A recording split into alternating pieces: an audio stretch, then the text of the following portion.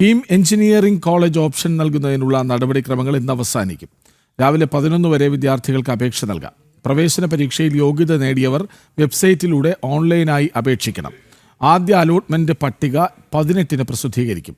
Pharmacy കോളേജുകളിലേക്കുള്ള അപേക്ഷാ തീയതി പിന്നീട് അറിയിക്കും. ഓഗസ്റ്റ് 14-നകം പ്രവേശന നടപടികൾ പൂർത്തിയാക്കാനാണ് സർക്കാർ തീരുമാനം. വിവരങ്ങളുമായി ടിൻഡു ദാസ് ഒപ്പുചേരുന്നു. ടിൻഡു, വിവരങ്ങൾ.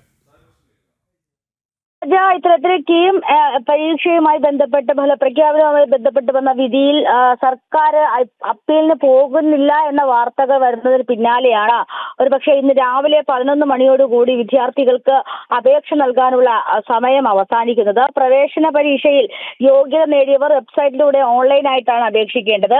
ആദ്യ അലോട്ട്മെന്റ് പട്ടിക ഈ മാസം 18-ന് പ്രസിദ്ധീകരിക്കും. ഫാർമസി കോളേജുകളിലേക്കുള്ള അപേക്ഷാ തീയതി പിന്നീട് പ്രഖ്യാപിക്കുമെന്നാണ്, അല്ലെങ്കിൽ പിന്നീട് അറിയിക്കുമെന്നാണ് അറിയിച്ചിട്ടുള്ളത്.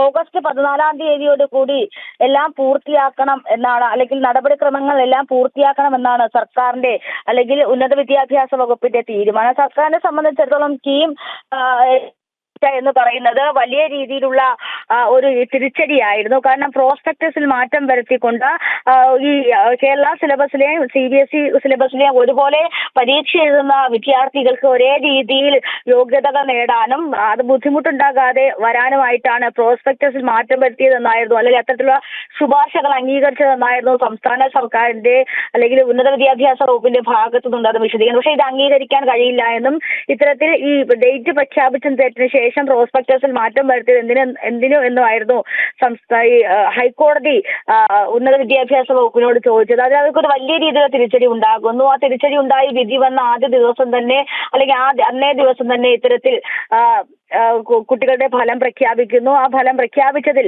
ഒന്നാം റാങ്ക് ലഭിച്ചവർ 5-ാം സ്ഥാനത്തേക്കും അതോടൊപ്പം തന്നെ ഉയർന്ന റാങ്ക് ലഭിച്ചവർ പിന്നിലേക്ക് പോകുന്ന ഒരു അവസ്ഥ വന്നു. തുടർന്നാണ് ആ കുട്ടികൾ ഇത്തരത്തിൽ സുപ്രീം കോടതിയെ സമീപിക്കുന്നത്. അതായത് സർക്കാർ ഇതിലൊരു ഒളിച്ചുകളി, സർക്കാർ ഇതില് ഇനി അങ്ങോട്ട് ഈ ഒരു വിഷയത്തിൽ ഇടപെടുന്നില്ല എന്ന് തന്നെയാണ് നമുക്ക് ഈ ഘട്ടത്തിൽ മനസ്സിലാക്കാൻ സാധിക്കുന്നത്. സർക്കാർ അപ്പീലിന് പോകുന്നില്ല. അപ്പൊ എന്നിരുന്നാലും ഓഗസ്റ്റ് 14-ാം തീയതിയോട് കൂടി തന്നെ നടപടിക്രമങ്ങൾ പൂർത്തിയാക്കി അഡ്മിഷൻ നടപടിക്രമങ്ങളിലേക്ക് കടക്കണമെന്നാണ് ഉന്നത വിദ്യാഭ്യാസ വകുപ്പ് അറിയിച്ചിരിക്കുന്നത്. ഇന്ന് 11 മണി വരെ ഇത്തരത്തിൽ അപേക്ഷകൾ നൽകാനുള്ള സമയമുണ്ട്. 18-ാം തീയതി ആദ്യ അലോട്ട്മെന്റ് പ്രസിദ്ധീകരിക്കും. കൃഷ്ണരാജ്. ശരി ടിൻഡു.